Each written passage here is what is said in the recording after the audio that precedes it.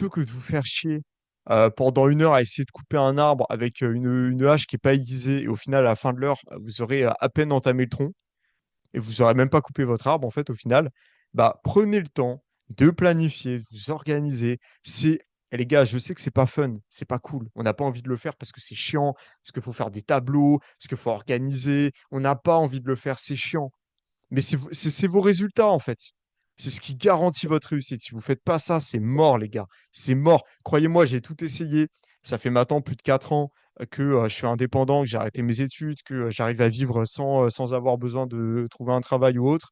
Donc, je fais tout par moi-même. J'ai personne pour me dire quoi faire. D'accord? Absolument personne. Donc, croyez-moi, j'ai tout essayé pour être discipliné. Le seul truc que j'ai trouvé qui marche le mieux et qui me permet d'avoir les résultats que je veux, et même plus, c'est la discipline et l'organisation. D'accord? La discipline de faire ce qui est écrit et l'organisation d'écrire ce qu'il faut faire, tout simplement. Et ça, les gars, c'est le plus important. Si vous avez vraiment pris vos 50 minutes là pour aiguiser l'âge, c'est-à-dire faire des plannings, hiérarchiser vos tâches, savoir ce qui est primordial, ou ce qui ne l'est pas, eh bien, vous gagnez un temps qui est monumental. Et après, tout le reste, c'est beaucoup plus simple. Faites le test, juste faites le test. Faites une journée sans plan, désorganisée au feeling, et faites une journée où vous planifiez tout.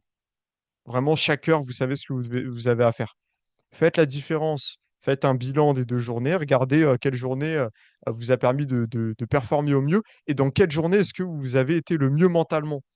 Et vous verrez que paradoxalement, la journée dans laquelle vous vous sentirez le mieux, ce n'est pas la journée où vous êtes en mode libre, freestyle, je fais ce que je veux, je kiffe ma vie, mais c'est la journée où vous êtes hyper organisé, hyper focus, parce que vous avez la satisfaction du travail accompli, vous êtes fier de vous, et vous avez ce sentiment d'accomplissement qui est pour moi un sentiment qui permet le bonheur, beaucoup plus que le sentiment de liberté. Le sentiment de liberté est un faux ami, d'accord? Souvent, ce qu'on entend par liberté, c'est l'absence de contraintes, c'est faux.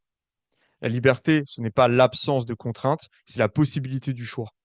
Je répète, la liberté, ce n'est pas l'absence de contraintes, c'est la possibilité du choix. L'absence de contraintes, ce n'est pas forcément une bonne chose, d'accord? Parce que la contrainte, c'est ce qui vous pousse à progresser. C'est parce qu'il y a contrainte qu'il y a évolution. Vous savez ce qu'on fait quand on plante un arbuste? Ben, en fait, on va mettre un grillage autour. Pourquoi? Parce que ça va créer une contrainte qui va forcer l'arbuste à grandir et devenir un arbre qui sera droit, etc.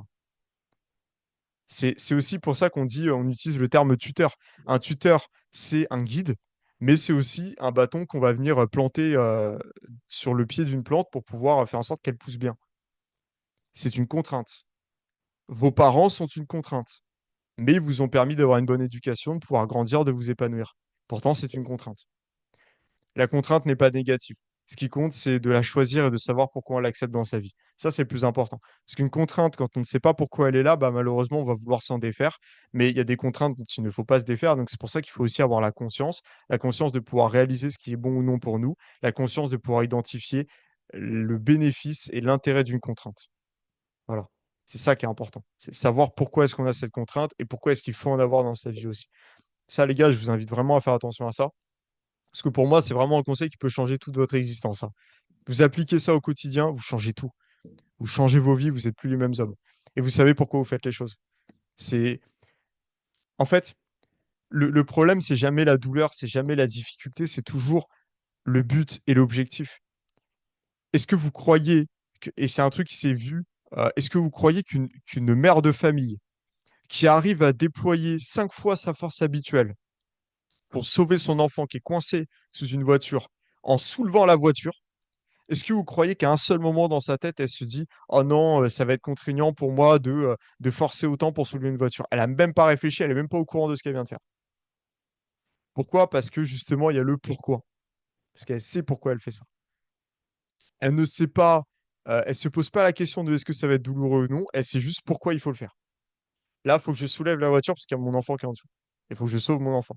Et donc là, d'un coup, bah, en fait, tu te retrouves avec une mère de famille qui pèse 50 kilos, qui soulève une voiture qui fait 1,5 tonne. C'est complètement fou ce que je vous dis, mais c'est vrai, c'est vraiment arrivé, hein. Il y a des vraies preuves de ça. C'est un vrai événement que je vous raconte. Et ça arrive même plein de fois. C'est parce qu'on a des ressources, nous, en tant qu'êtres humains, qui sont inexplicables et exceptionnelles. Tu as des gens qui ressuscitent. Il y a des gens qui voient l'avenir, il y a des gens qui font des rêves lucides, où ils voyagent dans d'autres temporalités et ils vivent des événements qui sont vraiment arrivés. Il y a des gens qui arrivent à déployer des forces extraordinaires dans des moments critiques grâce à l'adrénaline, grâce à tout ça. Il y a 1 milliard de raisons qui vont expliquer le comment ça se fait, que ce soit par la libération d'hormones, par un état de conscience modifié. Ça, c'est vrai. Mais à la fin, le dénominateur commun de tout ça, c'est le pourquoi. Soit pourquoi est-ce que cette personne a été en mesure de faire ça, soit pourquoi est-ce qu'elle a eu ce don-là et cette possibilité-là à ce moment-là.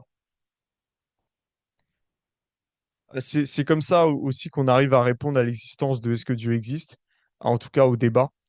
Souvent, on va dire non, Dieu n'existe pas, la nature, c'est parce que en fait, il y a tel champ magnétique avec telle loi environnementale, machin truc. Ouais, d'accord, mais ça, c'est le comment. Pourquoi est-ce que c'est là? D'où est-ce que ça vient? C'est toujours le pourquoi, en fait. Le comment, on s'en tape. Ce qui compte, c'est le pourquoi on fait les choses. Le pourquoi les choses existent. Quand vous comprenez le pourquoi, vous comprenez tout. Et ça, c'est la conscience. Ok. Je sais que c'est un peu philosophique, là, on part sur des trucs un peu moins concrets, mais en fait, il n'y a pas plus concret que ça finalement, parce que ça vous explique comment la vie fonctionne et surtout comment vous pouvez avoir la bonne perception des choses. Moi, c'est ça que je veux pour vous, c'est que vous ayez la bonne perception. Parce que c'est la perception qui vous donnera la réponse, en fait.